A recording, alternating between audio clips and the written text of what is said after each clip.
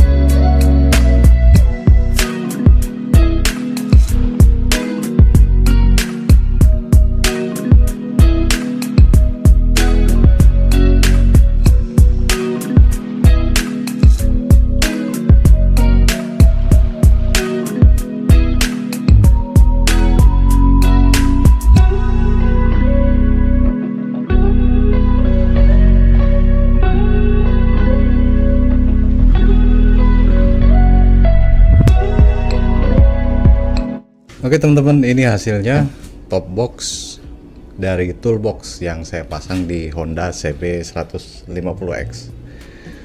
Bentuknya simpel, ringkas, tidak terlalu besar, dan menurut saya proporsional untuk Honda CB 150X.